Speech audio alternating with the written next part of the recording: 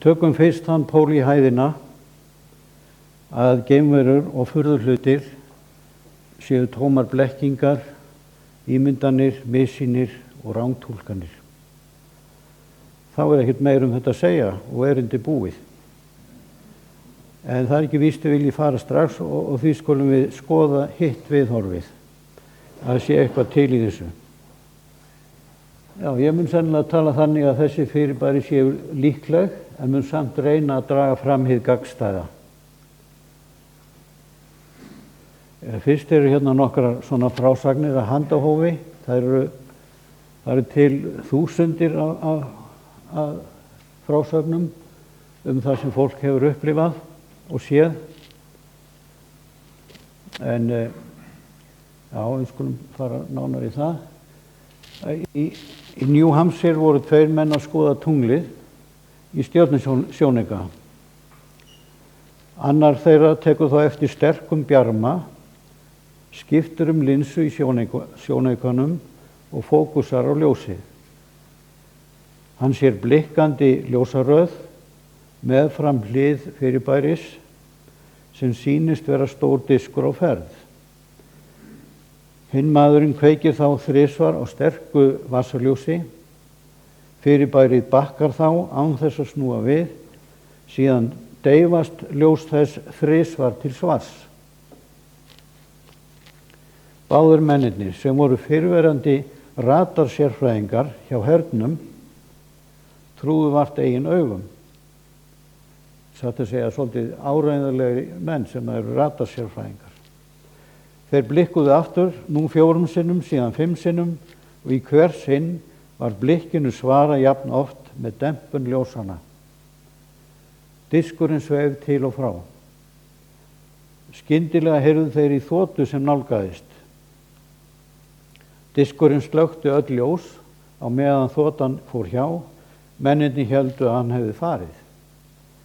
Svo birtist hann aftur, sporöskjulega hlutur, að minnst kosti 10 sinnum bjartari en hann hafi verið áður. Ljósasamskiptin héldu áfram, diskurinn svaraði 2 löngum og 1 stuttumerki, endurtók nákvæmlega öll þau merki sem send voru til hans, 9 eða 10 sinnum. Að lokum blikkaði hann öllum sínum ljósum 1 sinni enn og hvarf bak við tré í fjarska. Og hér önnur frásögn. Eitthvað undarlegt var á seiði yfir Ástralíu og Nýja-Sjálandi í árslok 1978. Á 10 daga tímabili tilkynntu 6 flugmenn, hver í sínu lagi, að undarlegir hlutir sveimuðu við hlið flugvéla þeirra. Þessi fyrirbæri kom fram á radar. Í einum flugumferðarturninum fylgdust menn með hlut sem fór á ógnarhraða fram og aftur í 4 tíma. Myndatökulið frá sjónvarpsstöð í Melbourne leigði sér flugvél vegna þessara tilkynninga. Flugstjórinn sem var með 23 ára reynslu hafði séð glóandi sporöskjulega hlut yfir ákveðnum stað. Þegar flugvél þeirra nálgaði staðinn, þá var hluturinn þar enn, eða kominn aftur, annarkvort.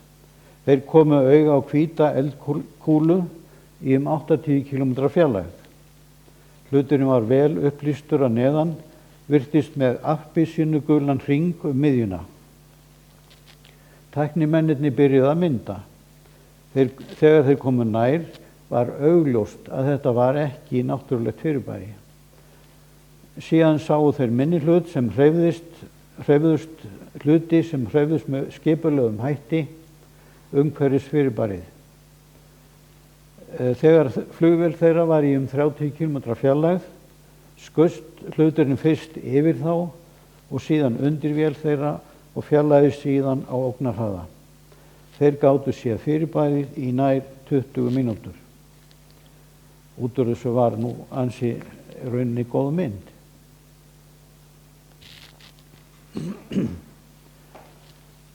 Maður var á ferð í bílsunum norður af Rio de Janeiro. Hann þurfti að stoppa vegna þess að diskur lokaði veginum. Bjartur geisli kom frá disknum og við það drafst á bílnum. Maðurinn missti nær allan mátt.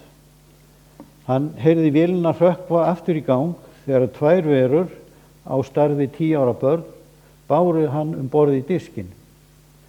Þær voru í heilsteyptum bláum búningi.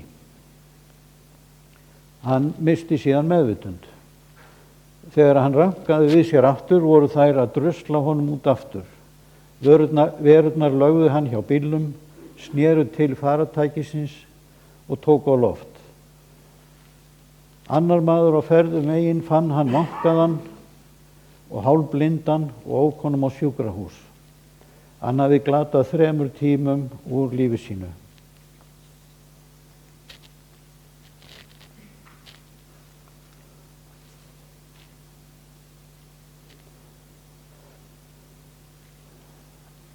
Sérfræðingar voru agndofa, hér kemur frásögn sem að kannski ekki hægt að tengja við geimverur, en mögulega. Sérfræðingar voru agndofa yfir hinum rándýra gervihnetti Satcom 3. Hann var tonn að þyngd og átti að þjóna síma og sjónvarpssamskiptum. Þetta var 3. í röðinni af svona gervihnettum. Þegar allt virtist í lagi með hann, þá hvarf hann. Og NASA viðurkenndi að vita ekkert hvað hefði gerst. Talsmaður eiganda sagði að ef hann hefði sundrast, þá ætti að minnsta kosti 1 hlutur úr honum að sjást með tækjum. Því að varnarkerfi Bandaríkjanna getur greint hlut á stærð við fótbolta í 37.000 km hæð. Og þeir hefðu átt að finna eitthvað. Og gervihnötturinn hefur verið afskrifaður týndur. Ef við ímyndum okkur eitthvað þá er þetta að tala um það að geimverur hafi bara tekið hann til þess að skoða. En það er náttúrulega bara bull.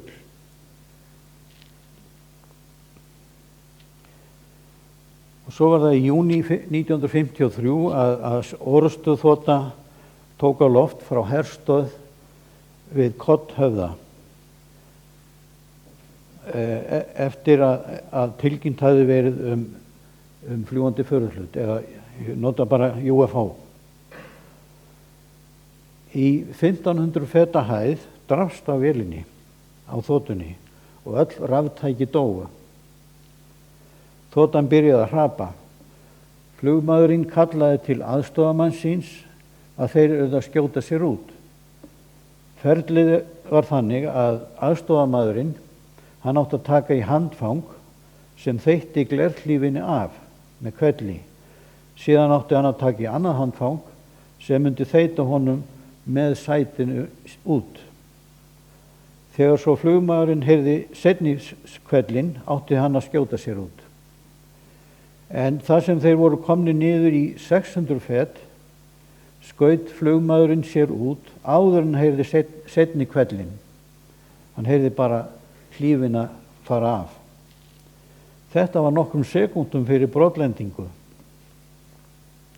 Flugmaðurinn lenti í fallhlíf sinni í bakgarði hús. Þar satt undrandi eigandinn innan við opinn glugga. Flugmaðurinn var jafn undrandi. Hafði maðurinn ekki heyrt þotuna hrapa eða brotlenda? Og hvar var aðstoðarmaður hans? Víðtæk leit var gerð á landi og í lofti. Kafarar leituðu í nálægum flóa. Þegar að leit var hætt 3 mánuðum seinna hafði ekki snefill af þotunni né aðstoðarmanninum fundist.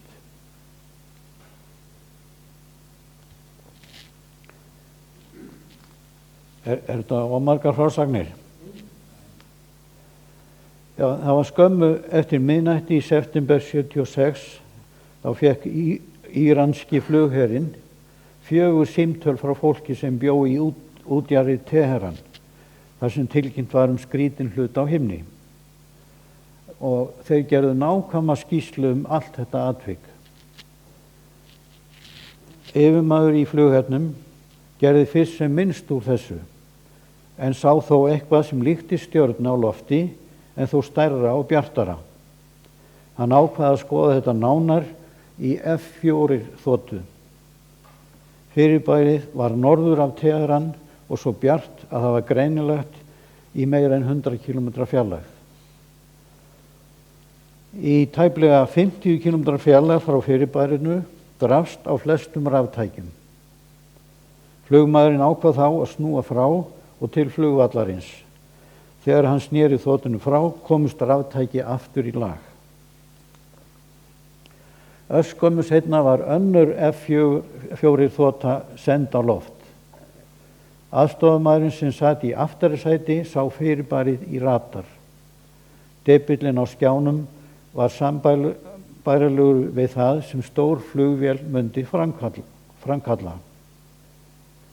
Erfitt var að sjá stærð hlutarins vegna birtunar. Ljósin sem komu frá honum blikkuðu reglulega og voru ýmist blá, græn, rauð eða appelsínugul. Blikkið var svo ört að litirnir runnu nánast saman. Þotan og hluturinn stefndu suður af Teheran þegar annað bjart fyrirbæri kom út úr því fyrra. Stærð þess virtist helmingur eða 1/3 af stærð tunglsins. Þessi hlutur stefndi með miklum hraða að þotunni.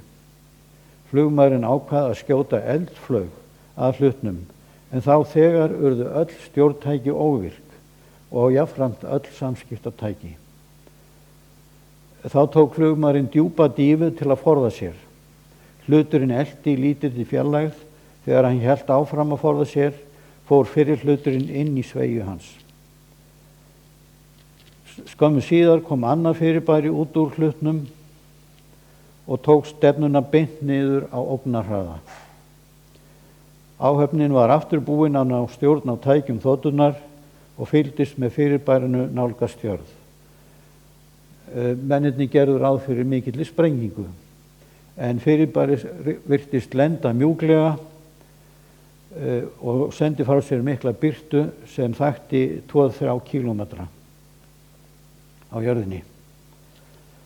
Eftir þetta ákváðu mennirnir að lenda og voru nokkra stund að fá aftur nætursjón til þess. Áður en þeir lentu sáu þeir annan hlut, sívalningslaga með björt ljós á endunum og blikkandi ljós í miðju. Engin önnur flugumferð var á þessum tíma í nágrenninu. Fólk í flugturnunum sá einnig hlutinn eftir ábendingu flugmannsins staðsetningu hans.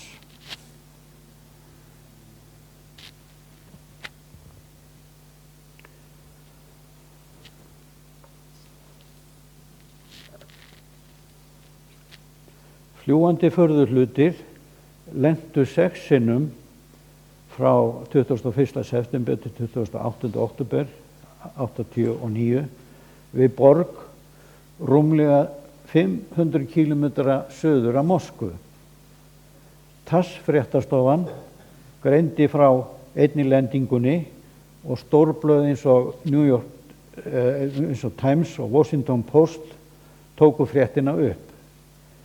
Menn þar á blöðunum spurðu reyndar TASS hvort þeir væru að meina þetta í alvöru.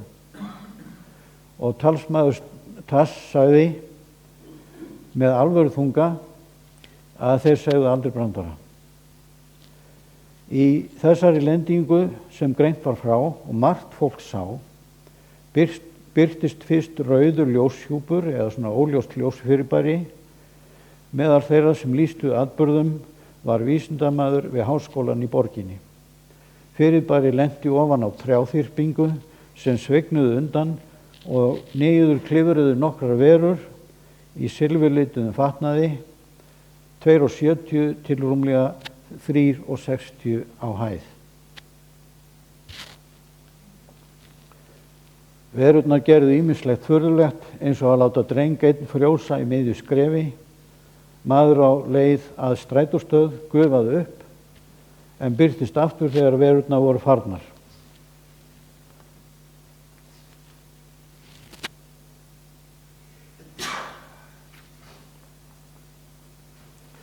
Þetta Þetta er svo síðasta sagan.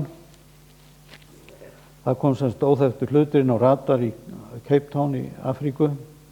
Hluturinn kom að miklum hraða að strönd Afríku. Reynt var að hafa samband við hann en það tókst ekki. 2 þotur frá suður-afríska flughernum voru sendar á stað, náðu hlutnum einnig á radar og í sjónmál og fengu fyrirmæli að skjóta af sérstökum byssum, einhverjum meiserbyssum. Fyrirliðinn gerði það og við skotin komu nokkrir blindandi blossar frá farinu. Skömmu seinna stemmdi það til jarðar með 25 gráðu halla og skall niður í Kalahari eyðimörkina. Hermenn og tæknilið var sent á staðinn.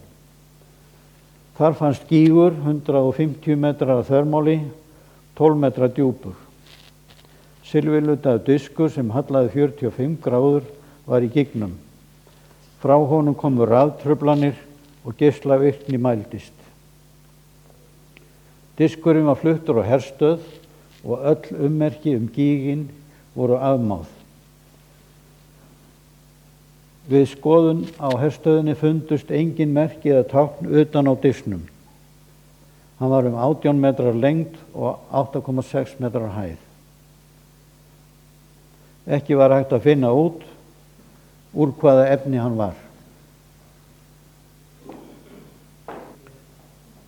Meðan menn voru að skoða diskinn, heyrðist nokkuð hátt hljóð og lúga opnaðist að litlu leyti á neðri hluta disksins. Með öflugum tækjum var hægt að þvinga hana alveg niður. Út komu 2 verur í þröngum gráum búningi. Farið var með þær í skoðun. Hæð þeirra var 1,30, húði mjúk og alveg hárlaus, höfuð stórt miðað við búkinn, stór augu og engin augasteinn. Nasahólur 2, munnur lítill, engin eyru sjáanleg, armar langir, fótleggir litlir, 3 tær á hvorum fæti. Engin vísbending kyn. Ekki var tekið blóðsýni vegna andstöðu þeirra. Þegar þeim var boðið ýmis matur vildu þær ekki borða. Í júní sama ár var diskurinn og verurnar, eða að minnsta kosti önnur þeirra, flutt til herstöðar í Bandaríkjunum.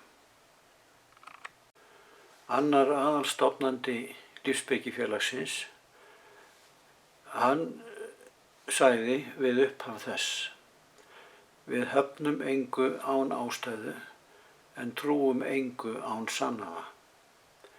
Þetta virðist mér hið rétta vísindalega viðhorf. Og með þessu viðhorfi eigum við að nálgast þessar frásagnir og það sem fólk hefur séð. Ef fljúgandi diskar eru raunveruleg fyrirbæri, hvernig er þá hægt að útskýra þá? Margt heilbrigt og áreiðanlegt fólk hefur tilkynnt UFO til þess að hægt sé að afgreiða þær allar sem ímyndanir, múshefjun eða einhvern ómeðvitaðan þátt í mannshuganum. Þegar árið 1996 höfðu 36 milljónir Bandaríkjamanna séð UFO. Þeir sem að rannsaka þessi fyrirbæri viðurkenna að 90% til 95% megi útskýra. Sumt eru náttúruleg fyrirbæri, annað er af mannavöldum, stundum er á ferðinni truflað hugafar eða blekkingar og lygar. Þá er talað stjörnuna Venus, flugvélar með auglýsingar í eftirdragi, herflugvélar eða venjulegar flugvélar. Halastjörnur, loftsteina, risaloftbelgi, linsulaga ský, ofurský, kúlueldingar, mýrargas, jafnvel blys sem að herinn notar. Eftir stendur að minnsta kosti 5% sem er algerlega óútskýranlegt og sumt af því tilkynnt af hermönnum, flugmönnum, flugumferðarstjórum, geimförum eða lögreglu. Þeir sem að rannsaka UFO fyrirbæri sérstaklega taka nákvæma skýrslu af vitnum, athuga bakgrunn þeirra meðal vina, ættmenna og atvinnuveitenda til þess að reyna að ganga á skugga að vitnin hafi ekki tilhneigingu til ímyndana eða rangfærslna. Stundum eru vitni dáleidd. Og hér dæmi ljósmynd sem að fellur í þennan 5% flokk.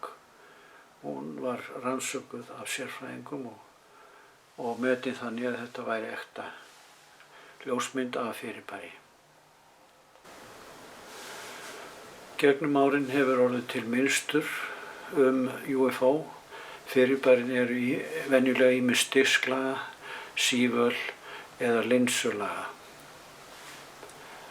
Og hér eru ennþá fleiri formflokkanir eftir því sem að menn hafa séð og hér eru ennþá fleiri.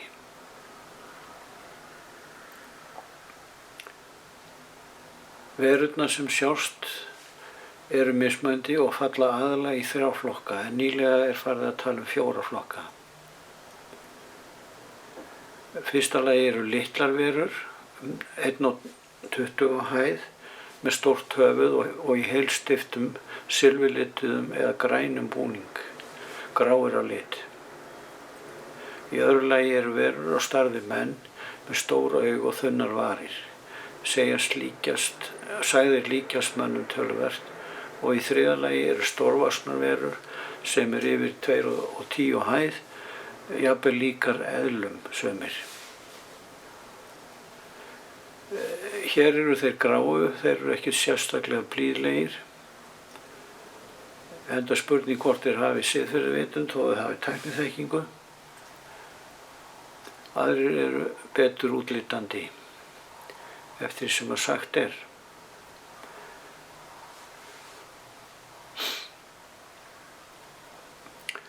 Og það mætti halda að UFO væri nýlegar ímyndanir, bara síðan í byrjun geimaldar, en sagnir manna furðuhluti á lofti og jörðu eru ekkert nýtt fyrirbæri. Slíkt má finna í ævagömlum ritum, munnmælum, gömlum málverkum, ristum, skúlptúrum og skriflegum frásögnum. Í ýmsum fornum ritum er sagt frá UFO, víða í Biblíunni má finna vísbendingar fljúgandi furðuhluti. Í að minnstakosti 12 gamlum málverkum og vel þekktum má finna fljúgandi furðuhluti og geimverur. Hér er eitt þessara málverka. Disklaga hlutur þarna í hátt á lofti sem sendir geisla niður. Og eins er þarna gulleitur, gullitaður diskur sem sendir geisla niður. Hér er málverk og efst upp í vinstra og hægra horninu er einhver fyrirbæri og þau eru stækkuð þarna að neðan til. Og það virðast vera einhvers konar, já það er málaðar einhvers konar verur þarna inn í einhvers konar faratækjum. Þetta er frá 15. öld og stækkað út úr myndinni. Fyrir neðan fyrirbærið sést maður með hund sem horfir upp í loftið. Og eins og geislar í kringum hlutinn. Þetta er frá því 4000 fyrir Krist og þetta er 7000 ára gamalt það bil.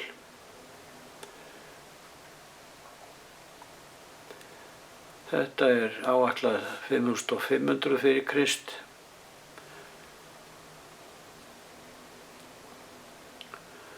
Og þetta er trérista frá 1479. Bara gæti verið úr vísindaskáldsögu.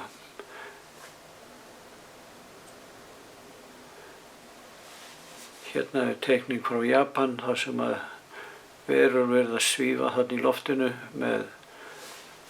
með hjálm og kannski glerhjálm og einhvers konar áhald í höndunum, eftir vill að hjálpa veiðimönnunum. Og þetta er teikning af fyrirbæri sem sást yfir Hamborg 1697.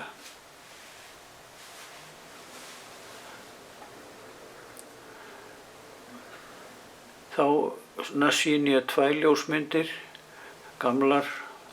Þessi tekin áður en að tölvutæknin kom til sögunar og tölvutæknin gerir blekkingar mjög auðveldar.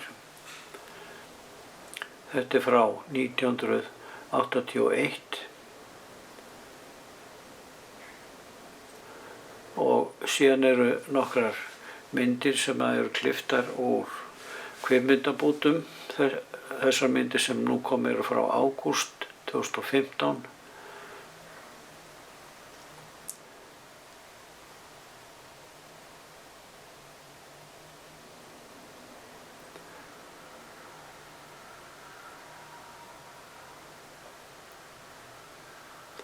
Þetta er frá júlí 2015, eins að þetta er klippt út úr vídeómynd. Þarna birtist stórt fyrirbæri út úr skýi.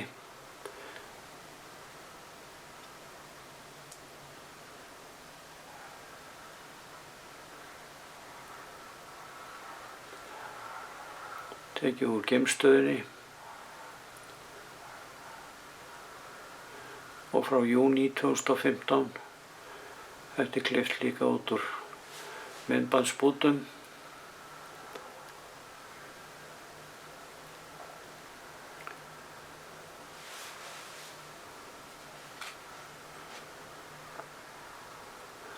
Og skoðum næst myndbandsbútin sem að þessar 3 myndir svo hér voru klipptar úr. Brother, boyfriend, cousin, first lady, Moon, Quinn, Harry.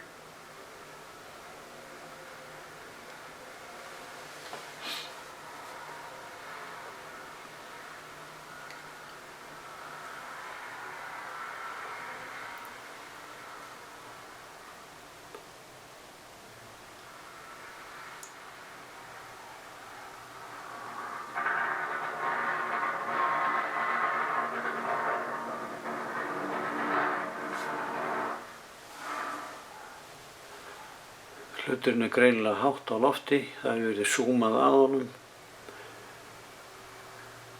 Skulum sjá næstu mynd. Geimfarar hafa séð ýmislegt.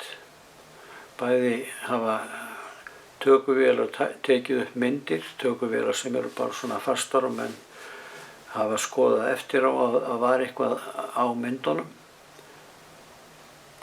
Og það er erfitt að segja að geimfarar sé að skálda svona lagað. Þetta er bara klippt úr vídeómynd, þarna var hlutur sem hreyfðist og eins hérna og erfitt að skýra þessa hluti. Þetta er frá febrúar 2015, þessi líka.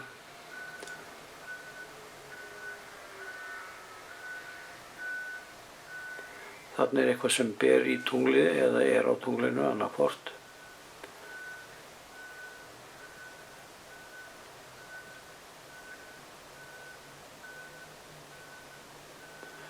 Þarna var hlutur á mikilli ferð yfir grátmúrnum í Jerúsalem og það er ekki víst að nokkur hafi tekið eftir því.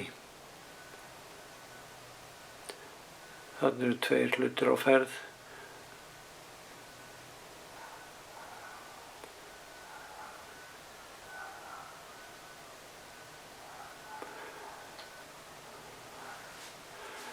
Á milli í Eystrasalti hafa kafarar fundið 2 stór hringlega fyrirbæri á 90 metra dýpi.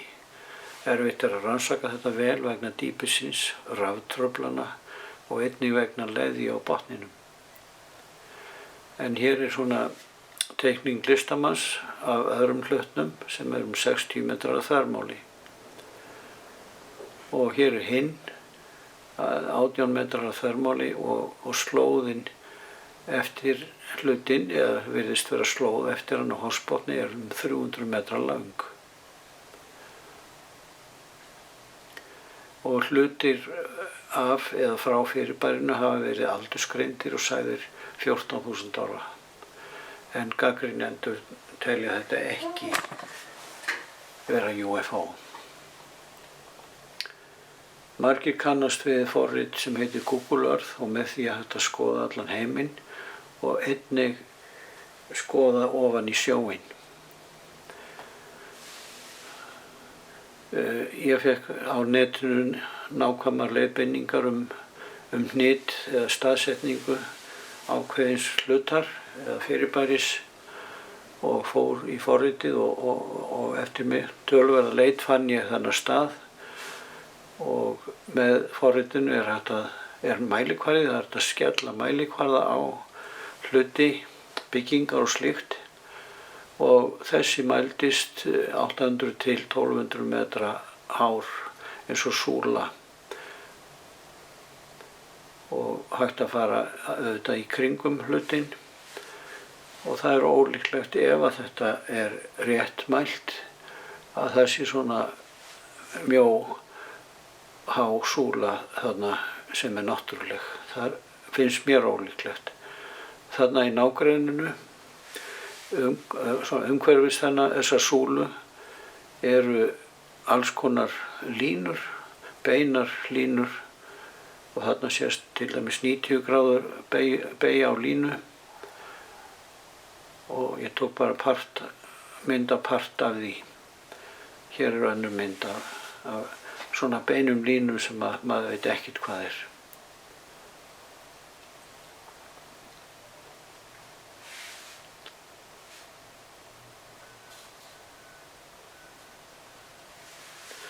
Hér er mjög stórt fyrirbæri á ferðinni. Á því er engin vafi, að því að maður sér hlutfall í samanburði við trén.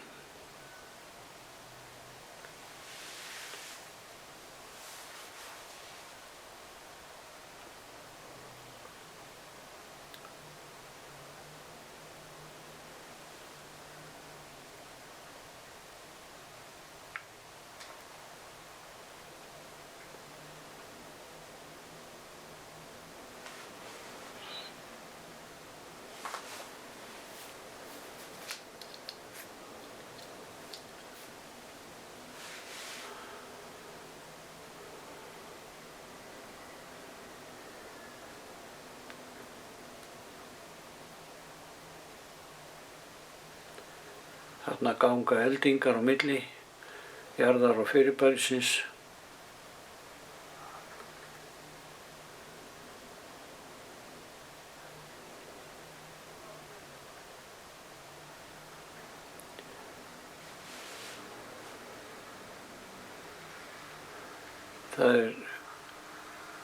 Þarna er annað fyrirbæri sem virðist vera eiginlega eins eða er sama fyrirbærið og myndin er tekin úr bíl á ferð.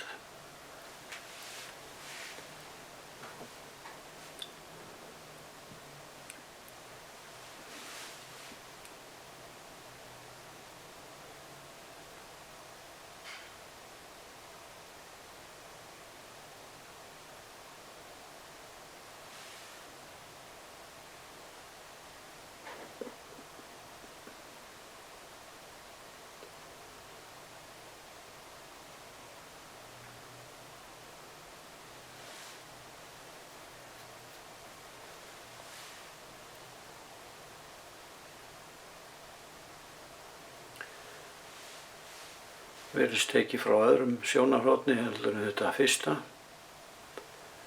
en virðist vera sama fyrirbærið.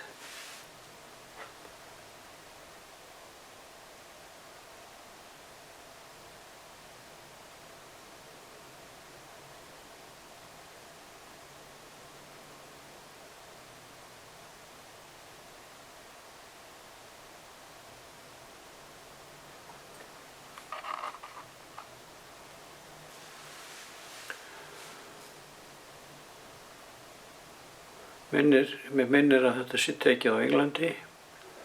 Þarna er greinilega að vera vinstra megin við diskinn.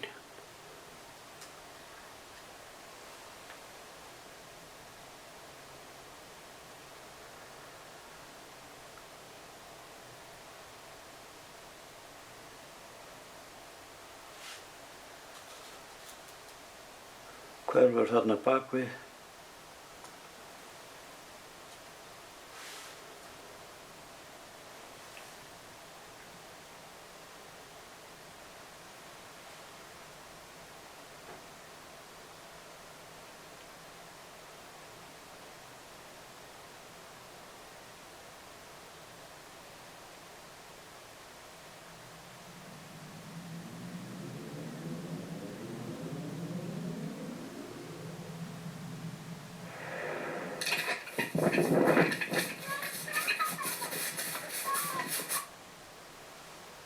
Og þarna er fyrirbæri komið hátt á loft.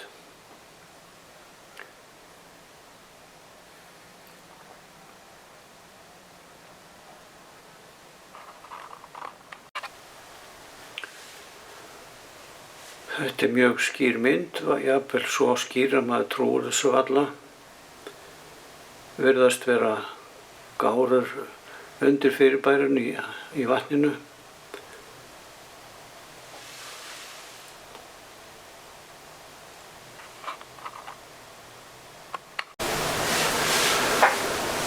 Þarna virðist vera þota á eftir fljúgandi fyrirbæri.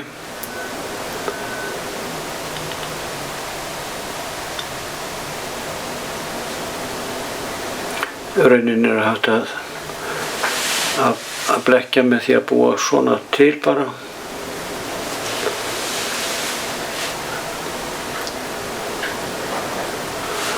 Sjáum næstu. Og síðasta myndskeiðið, það er eftir við vill ekki af geimveru, en dularfullt er það og þess vegna mér fannst gaman að hafa það með.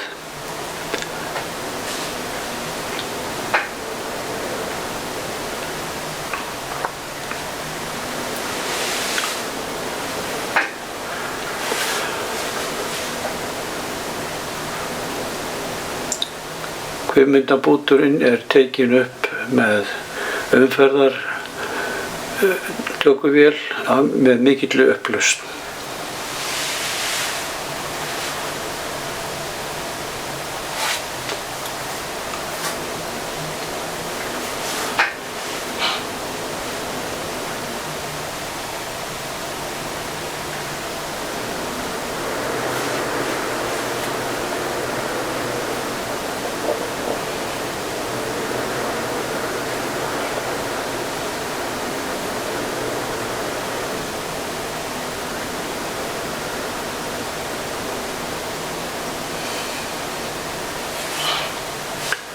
Þarna var maður á mótorhjóli með vagn aftan í.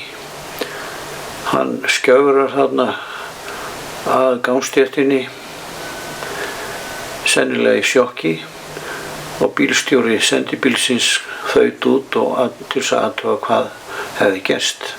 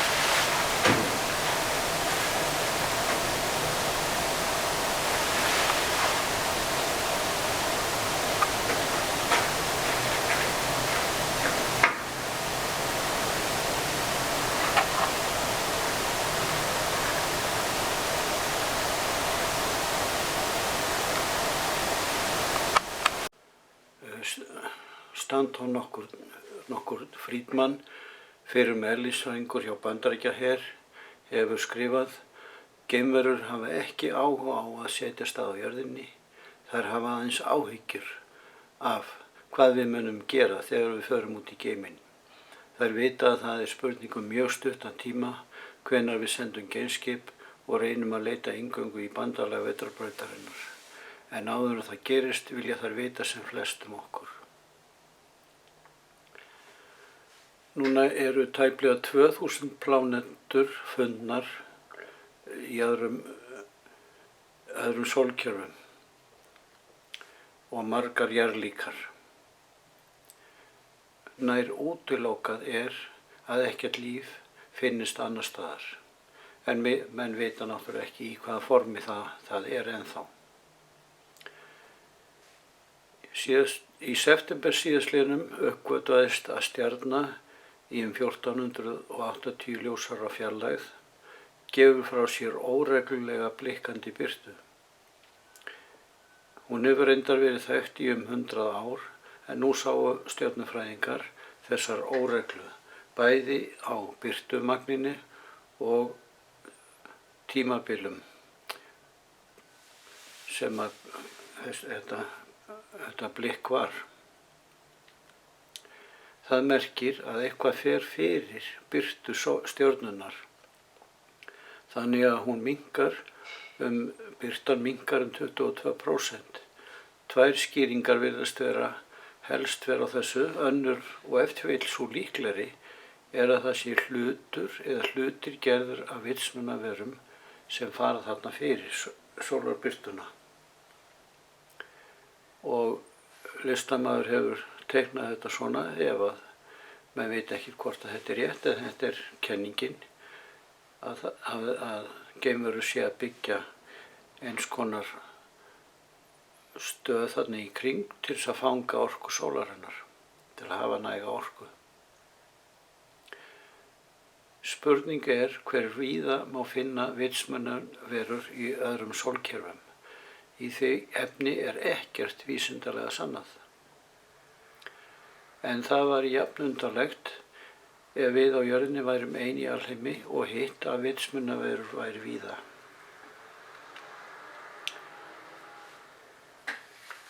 Fljúgandi furðuhlutir eru meðal helstu óleystu ráðgátna nútímans. Fjölmargt bendir til einnar niðurstöðu. Milljónir manna hafa séð eitthvað torskilið, sumir tekið ljósmyndir og kvikmyndabúta, fyrirbæri hafa komið fram á ratsjám, för hafa sést í jarðvegi eftir lendingu og ógrynni eru til af skýrslum jafnvel frá flugmönnum, geimförum, NASA-verkfræðingum og hernaðaryfirvöldum. Auk þess hafa litlir óskiljanlegir hlutir fundist í líkömum manna. Ýmsir stjörnufræðingar og fræðimenn hafa kynnt sér vel þessi efni. Þess mætti vænta hjá vísindamönnum að ef þeir sæju vísbendingar eða líkur á að eitthvað sem þeir skoða sé ósennilegt, myndi áhugi þeirra dofna eða hverfa. Hið gagnstæða hefur gerst, áhugi þeirra hefur aukist á UFO. Að við séum einu vitsmunarlegu verurnar í alheimi er ósamrýmanlegt óendanleika alheimsins. Líkurnar á að líf sé utan jarðarinnar eru svo miklar að Sameinuðu þjóðirnar hafa sett á laggirnar sérstaka deild sem á að sjá samskipti við geimverur, og í skýrslu frá World Economic Forum kemur fram að við séum svo nærri því að finna hugsanlegt líf í geimnum að nú sé tímabært að, innan gæsalappa, undirbúa almenning undir hugarfarsbreytingu hvað varðar stöðu mannkynsins í alheiminum sem mun fylgja því að finna líf utan jarðarinnar, og gæsalappi lokast. Ein tilgáta stjarneðlisfræðinga er sú að við séum í samhliða alheimi. Það er að annar alheimur sé í sama rúmi og okkar. Sá alheimur gæti verið með þessum vitsmunaverum sem birtast okkur sem geimverur. Þær ráða þá yfir tækni til að ferðast á milli alheima. Margir sem séð hafa UFO hafa séð fyrirbærin birtast og hverfa.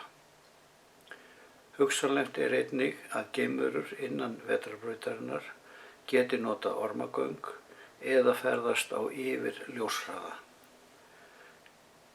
Síðan eru sumir sem telja að þeir gráu séu bara menn sem koma úr framtíðinni.